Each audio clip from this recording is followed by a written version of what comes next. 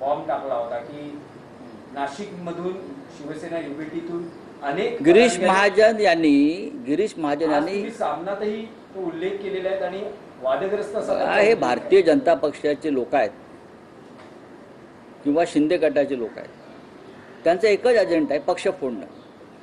ते आपापल्या मंत्रालयातली कामं करतायत का? गिरीश महाजन यांच्याकडे आपत्ती व्यवस्थापन असं मंत्रालय आहे माझ्या माहितीप्रमाणे, बरोबर ना?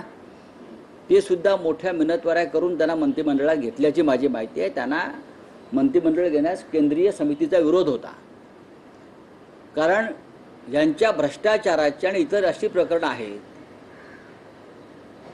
गिरीश महाजन यांच्या मंत्रालयामध्ये अभिषेक कौल नावाचा व्यक्ती कोण आहे? हा एक ठेकेदार आहे, बिल्डर आहे.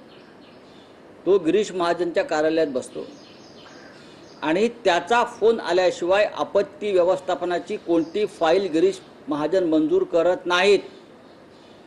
हा अभिषेक कौल सगळे व्यवहार बाहेर करतो, त्याच्याकडे पैसे जमा करायचे. आपत्ती व्यवस्थापन हा सामान्य माणसाशी संबंधित खाता आहे, लक्षात घ्या. 350 फाईल गिरीश महाजन यांच्या मंत्रालयामध्ये पडून आहेत, कारण त्या 350 फाईलचे व्यवहार व्हायचे आहेत आणि सगळे व्यवहार मिस्टर फडणवीस, लक्षात घ्या मी काय सांगतोय ते, आणि सगळे व्यवहार हा अभिषेक कौल नावाचा ठेकेदार आणि बिल्डर जो नेमलेला आहे गिरीश महाजन यांनी, तो करतो आहे. माझ्याकडे फडणवीसांनी मागावं, मी द्यायला तयार आहे, पण मला माहिती आहे तुम्ही कारवाई करणार नाही. पण या राज्याला कळलं पाहिजे काय लायकीचे मंत्री फडणवीस यांच्या मंत्रिमंडळामध्ये आहे.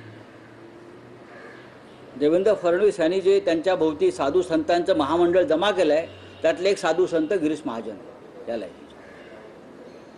खरं म्हणजे काल ते कुंभमेळ्यानिमित्त साधू संतांची बैठक घेऊन अनेक साधू संतांच्या चरणस्पर्श करत होते. त्यांनी गिरीश महाजन, एकनाथ शिंदे, प्रफुल्ल पटेल हे जे ईडी पीडित जे साधू संत आहेत त्यांच्या पाया पडायला पाहिजे. या सगळ्यांमुळे त्यांना शिवसेना फुटीचा आनंद घेता आला, लक्षात घ्या. नाही त्यांची तपस्या कधी पूर्ण झाली नसती. गिरीश महाजन हे फडणवीस यांच्या मंत्रिमंडळातले अत्यंत भ्रष्ट मंत्री आहेत, पुढलं काही सांगत नाही.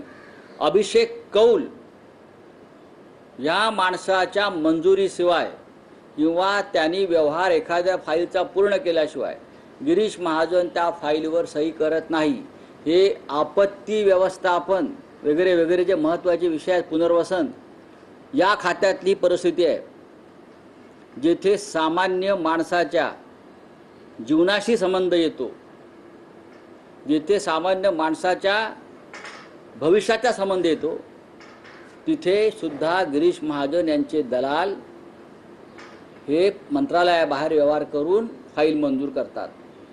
अशा व्यक्तीनं पक्षफोडीच्या आमच्या गोष्टी कराव्यात. यात सगळं आलं ना.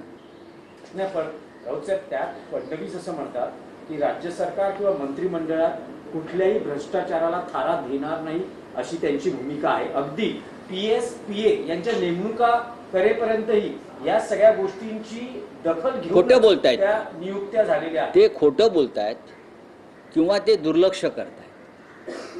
त्यांच्या हातात भ्रष्टाचार नियंत्रणाचं कोणतंही आता काम नाही आहे. त्यांच्याकडे अँटी करप्शन आहे, पोलीस खातं आहे. अहो, अंदाज समितीच्या PAनेच भ्रष्टाचार केला ना. काय सांगतात फडणवीस? एस्टिमेट कमिटीच्या चेअरमनच्या PAला शेवटी गुन्हा दाखल करावा लागला आमच्या दबावामुळे. एस्टिमेट कमिटीच्या चेअरमनला नजराणा देण्यासाठी 15 कोटी रुपये जमा झाले शासकीय विश्रामगृहात. फडणवीस, तुम्ही कोणाशी बोलताय आणि किती खोटं बोलताय? या मंत्रालयातली प्रत्येक फाईल वजन ठेवल्याशिवाय हलत नाही. गिरीश महाजनच्या 350 फाईलचा हिशोब आम्ही देणार आहोत. आहेत का तुमचे ते किल्लीत तुम्हाला कुठे आहेत का? त्यांना सांगा, आम्ही देतो त्याच्याकडे. राऊतसाहेब, आणखी एक विषय आहे की काल राज्य मंत्रिमंडळाच्या बैठकीत धारावी पुनर्विकास प्रकल्पामध्ये कुर्ला डेअरीची जी जागा आहे ती देण्यासंदर्भातला निर्णय झाला. हा सुद्धा या मुंबईतला सगळ्यात मोठा घोटाळा आहे भूखंडाचा. 17 हेक्टर जमीन मदर डेअरीची अडाणीच्या घशात जाते धारावीच्या नावाखाली. याच्यावरती सगळ्यात आधी माननीय उद्धव ठाकरे यांनी आवाज उठवला, शिवसेनेनं आवाज उठवला, मोर्चे काढले. मुंबईतला प्रत्येक मोकळा भूखंड हा धारावीच्या नावाखाली गौतम अडाणीला देणं हा सुद्धा फडणवीस करत असलेला भ्रष्टाचार आहे आणि त्या भ्रष्टाचाराला नरेंद्र मोदींची साथ आहे.